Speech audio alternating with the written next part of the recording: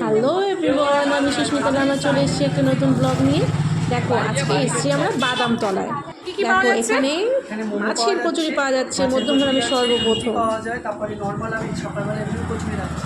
আচ্ছা, আর এমনিটা পারপাস যেগুলো থাকে, আর তরকাও রাখছি রুটির সাথে। আচ্ছা। মোমোর প্রাইস কি আসছে? মোমো প্রাইস আছে হলো কি আপনার স্টিম মোমো আছে 8 পিস 50 টাকা, ফ্রাইড আছে হলো কি 8 পিস 60 টাকা, কুরকুরে আছে হলো 6 পিস 70 টাকা। আচ্ছা। কুরকুরে মোমো আর আফগানি হলো কি 6 পিস 90 টাকা। আর তোমার এখানে স্পেশালিটি কি আছে?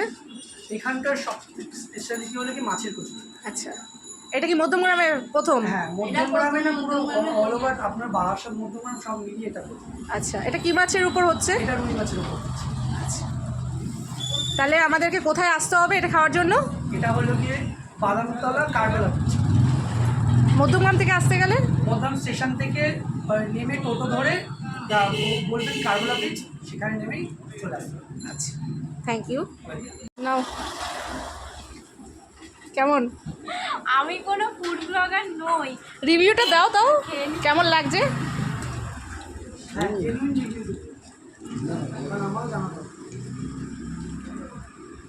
ভালো লাগছে, আমি প্রথম ট্রাই করছি মাছের কচুরি, আমি মধ্যে খাইনি মাছের কচুরি। ভালোই লাগছে, খারাপ না। দুষ্টু, তুমি একটু খেয়ে বলো, যাও। ওকে শুধু কচুরি দেবে। হ্যাঁ, তারপরে দিয়ে এই সাইডটা দাঁড়া। তুমি মুখে নিয়ে ওটা ও শুধু কচুরি। টেস্টি আছে, ভালো।